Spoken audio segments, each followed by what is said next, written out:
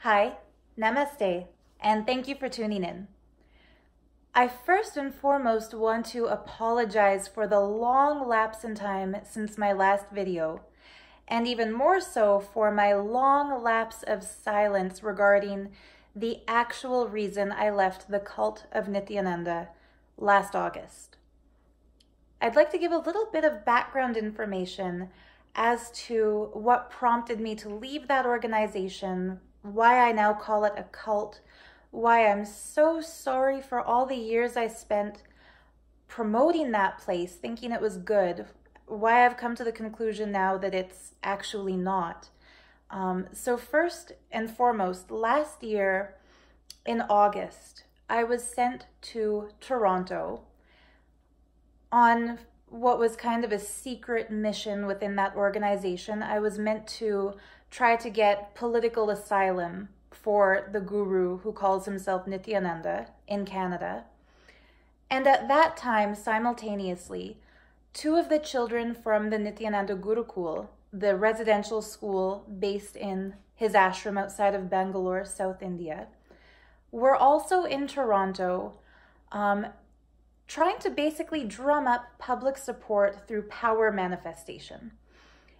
Basically, what these kids would do is sit on a throne, chant a mantra to connect themselves to that guru, and then proceed to express what most people think of as miraculous powers, reading through the third eye while blindfolded, scanning somebody's body for illnesses, looking into the distance and doing a remote viewing, or giving people answers to the most profound as well as the most personal questions in life by reading the Akashic records. One night while we were all there together, and I want to make it clear, I was a Gurukul Acharya at the time. I was one of the people who taught a class on a regular basis to the kids. That's why they had a personal relationship with me. I was one of the few people in the organization who had approval from the power structure, the authorities, meaning Nityananda himself, Ranjita, who is known there as Ma Nityananda Mayi Swami, as well as Ma Advait and Rishi Advait, who ran the Gurukul. I was one of the few people who had approval to talk to all of the kids. And I taught them social media, so how to use Facebook, how to use YouTube, how to use Instagram. So the kids were already comfortable with me because of the amount of time I had spent with them in India. And one night, while I was there, the two children, a 13-year-old girl, a boy about that same age, they came downstairs to where I was staying and started to cry really, they had an emotional breakdown. And the little girl told me that the Akashic record readings she was doing was not real, that she wasn't seeing golden letters and reading people's cosmic answers to their questions. She was actually just making things up. And that the blindfold reading they were doing was also fake, and that they couldn't really body scan, they couldn't really do remote vision. And it was like what I thought was my purpose in life, what I had based so much of my own belief in, was shattering.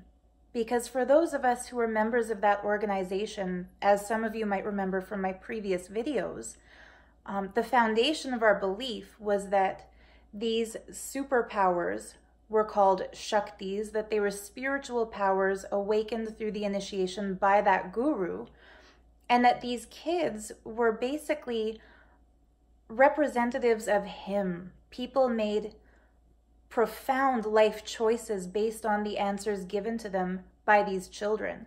And I mean choices like giving up their families to become monastic members of the order, giving all of their money as a donation to the organization, signing up for programs that cost tens of thousands of dollars because kids told them in Akashic reading that they had to.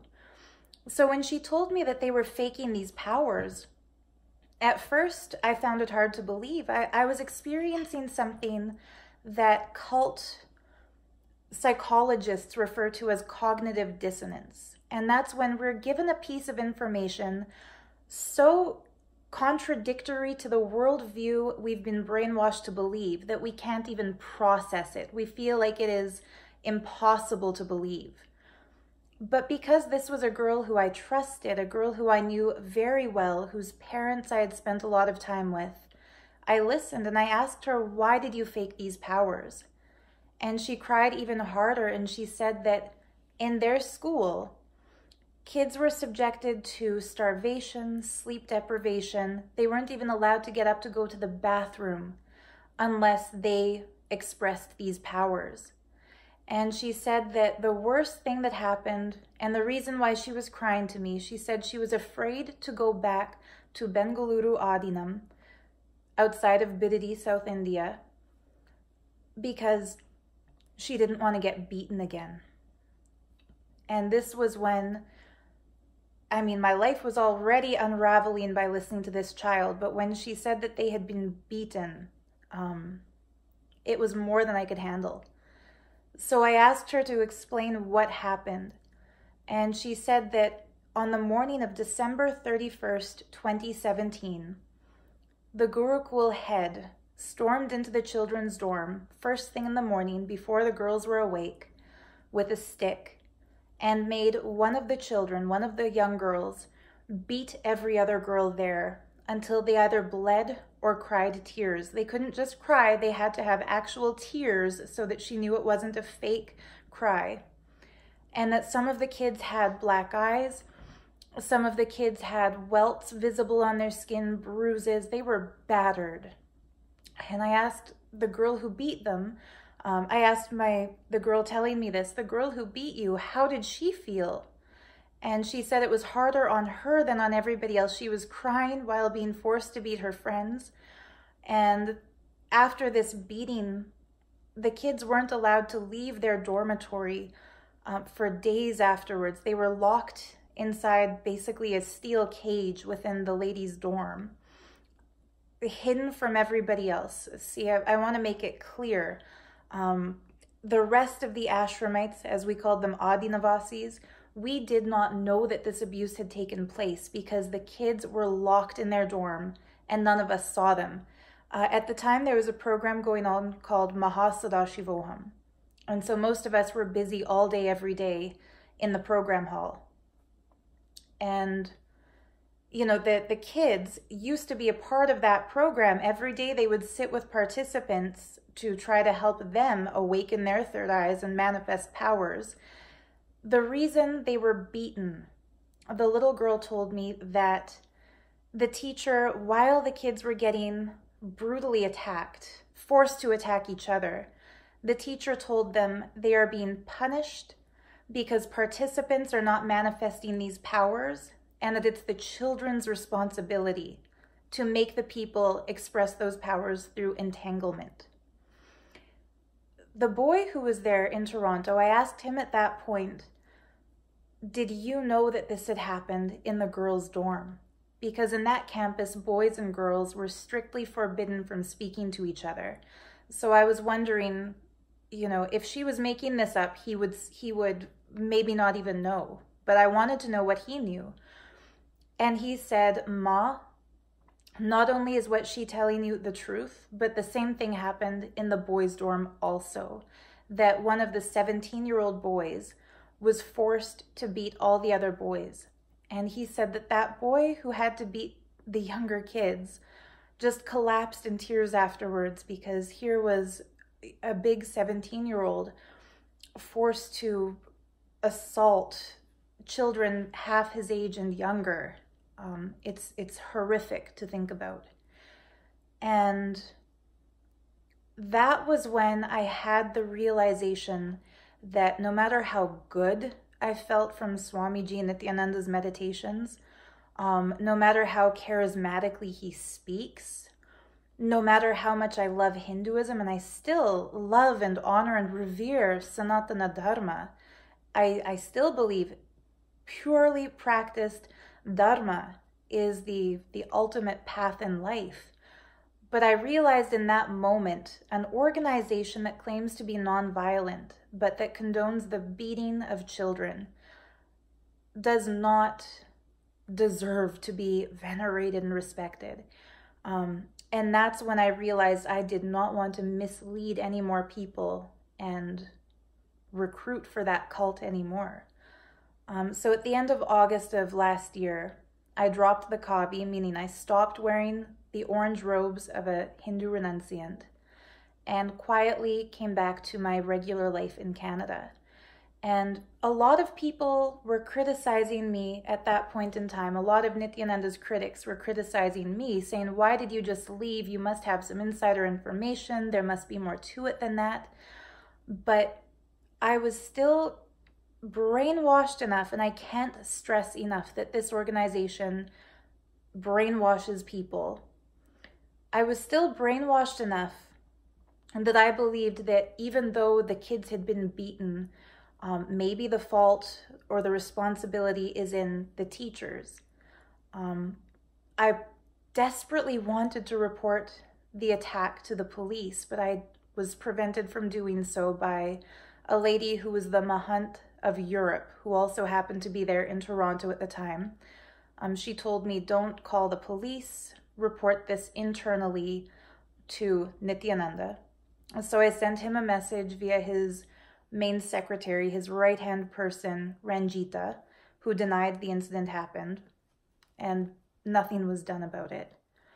Since then, I've done my own internal investigations. I've had so many people come to me who have witnessed this kind of abuse, whose children have told them about it, including a very brave woman named Vinuta Shankar from Bangalore, who has exposed all of this on her Facebook page, describing in detail the sad experiences her own son lived in that organization. He was a full-time student in the Gurukul. He lived there, and he begged his parents to take him home. And when they did, he told them all of this and much more. But because of the brainwashing, I wasn't able to process the horrors of this cult in such a way that put accountability on the leader.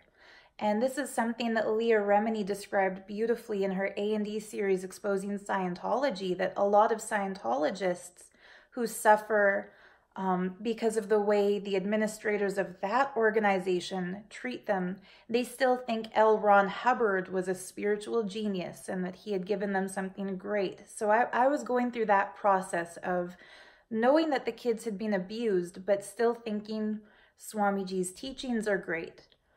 And it took me a full year of deprogramming myself before I finally had the strength and the courage to speak up about all of this and understand without any question or any doubt that as a self-proclaimed micromanager of his organization, no decision is made in that cult without Nityananda's direct personal approval or instruction. Nobody breathes without him telling them they have to.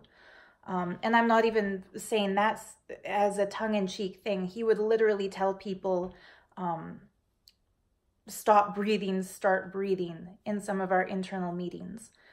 So a micromanager who decides who we're allowed to be friends with, who we're allowed to listen to, what we're allowed to do, what we're not allowed to do, when we wake up, when we go to sleep, what we eat, what we don't eat. There's no way the teachers in the Gurukul school would brutalize the kids without him knowing about it. And that's when I realized he is a dangerous cult leader. I started privately reaching out to parents who had kids in that school and telling them what I knew and requesting that they please take this seriously, talk to their children, help get their kids out, and planning what more I should do. And in that process, found out much, much more of the abuse beyond just what was happening to the kids, that was happening to other people. And that's when I realized really I had to take this to the public. And I mean, people have lost their life savings to attend programs because they were promised that after making a payment, the money would just reappear in their bank accounts. And because of the brainwashing, I was one of the people who promoted that silly, stupid idea. And I want to really apologize to all of you who have watched my videos who have maybe made that mistake yourselves because I encouraged you to. And I want you to know now that not only I'm sorry, but you're not the only one. So many people were abused by that organization to the effect that Nityananda himself and the cult he runs was actually charged with racketeering. And this is something that none of us in the organization knew about because he told us all the court cases ever filed against him, he successfully won.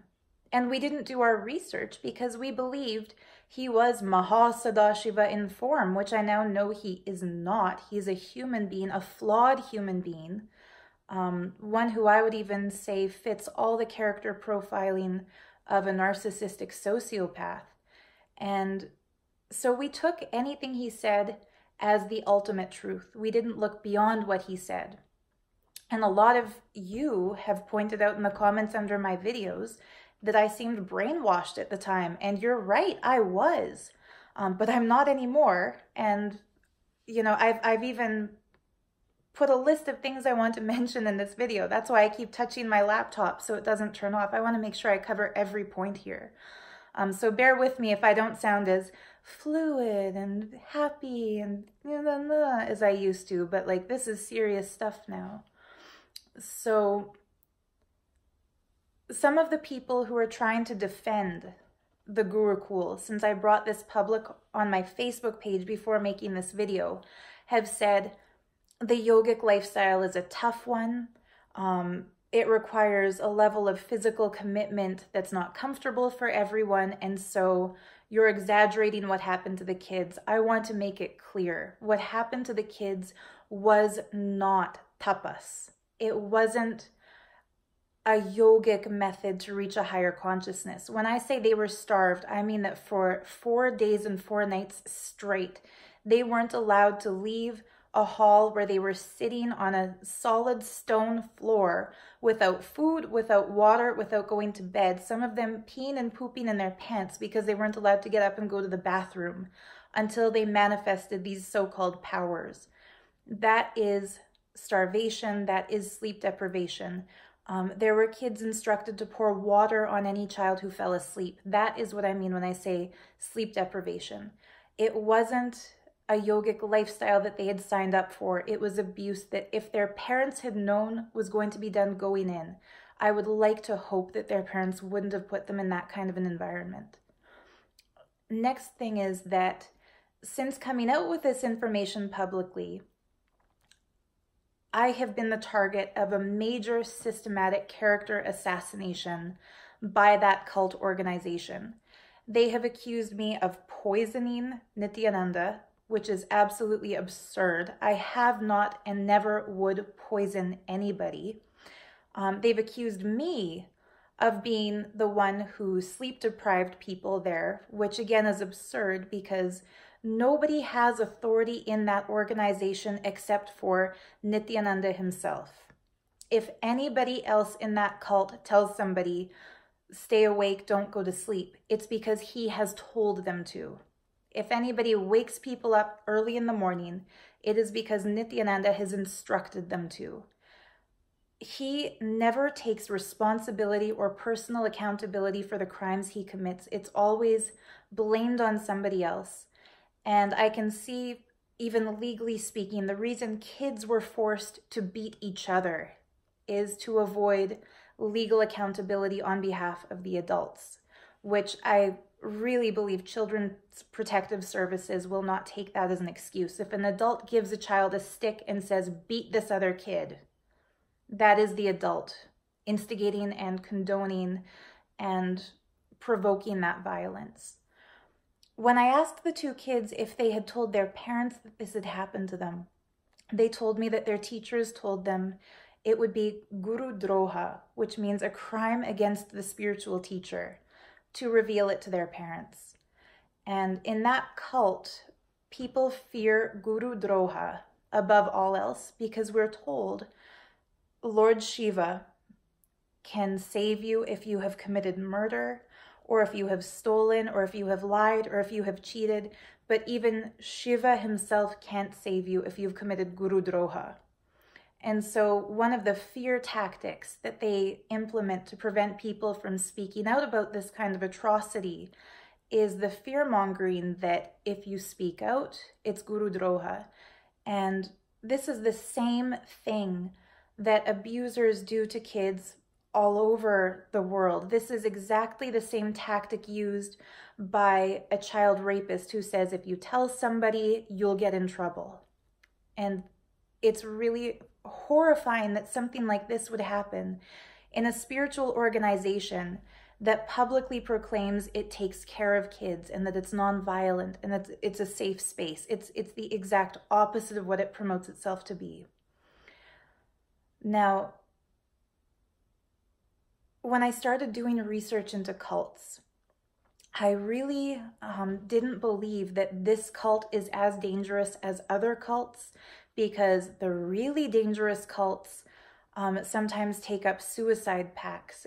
If you hear about the suicide pact in Jonestown, where people were forced to drink poison, or the people who followed Hale-Bopp Comet and they all committed suicide in their Adidas shoes. Some of you might remember these news stories.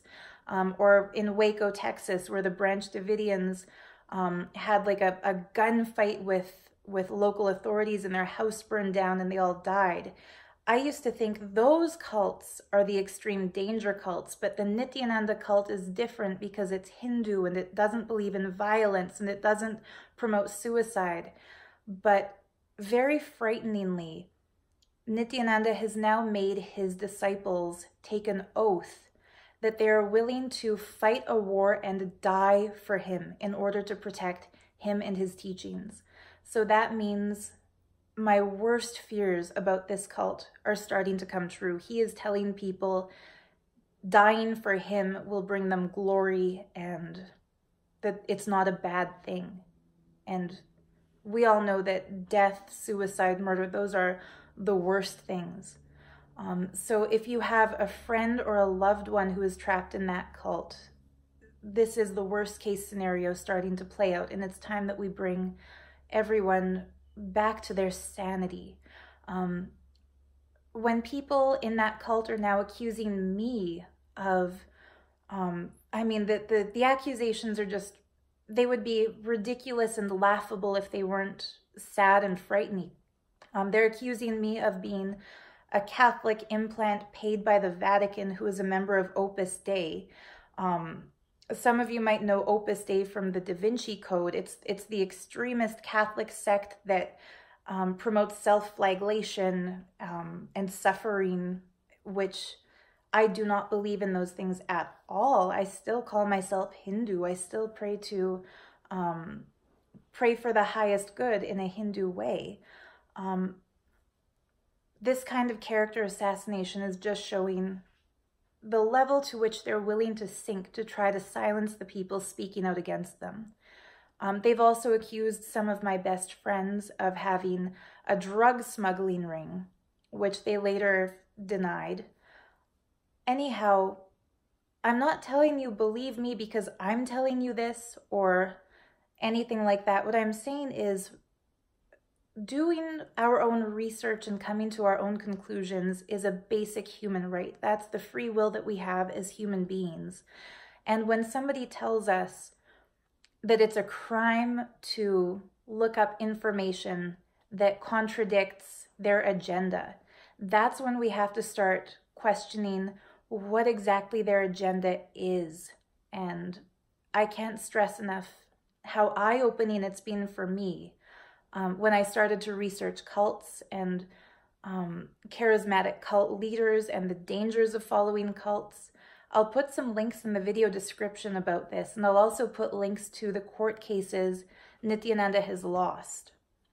And it's especially important now that I would like to formally apologize to Aarti Rao, Vinay Bharadwaj, Lennon Karupan, and Douglas McCullough, who I used to slander in my own videos, because I was told that these four people were anti-Hindu elements. Aarti Rao is the one who bravely went public with the rape, the multiple rapes to which she was subjected by Nityananda. She has filed charges against him for rape. And to evade those charges, to avoid, like, he is literally running away from the court date and fled India. Vinay Bharadwaj also charged Nityananda with rape, and in return, he was accused of rape just to sully his name and prevent him from speaking out. His story is also all over the media, but we were not allowed as Nityananda disciples to read his side of the story. Lennon Karupan was a whistleblower, Douglas McCallum as well. And I always believed that these people were, quote, anti-Hindu elements, because that's what Nityananda told us they were. Now he's telling people that I'm an anti-Hindu element, and I know that I'm telling the truth. And if I'm telling the truth and he's calling me this, then the people he called that in the past, from my own personal anecdotal evidence, they must also be telling the truth. And that's why I started really studying their cases. And I encourage you to do the same if you feel at all like there's a gray area here. The other thing I'd like to apologize for is in the past when people have commented on my videos back when I was still brainwashed by that cult, I used to censor my comments. And if people commented that they had attended Inner Awakening or Sadashivoham or Nityanandoham or Mahasadashivoham, if they commented and said I didn't develop any powers or that they hadn't felt anything special or that they felt ripped off or that they couldn't earn their money back, I used to delete those comments. And I am very sorry about that now. At the time, I believed I was protecting Dharma. I believed I was protecting the good that Swamiji Nityananda was bringing into the world. He doesn't deserve to be called Swamiji. I'm sorry to the actual Swamis in India who live as Swamis. He doesn't deserve that honorific title. I believed I was defending him by silencing his critics. And I would like to now extend an offer. Anybody who feels like you haven't had the right to speak out or like you are, upset about what you experienced there, you are more than welcome to comment here, and I will not delete any of your comments. And I'll also include a link in the video description if you have been abused, either in the Nityananda Gurukul, by Nityananda himself, by the organization, in whatever way you might have been abused. You don't need to be afraid to come forward. And I'm not saying tell your story here in my comment section or call me.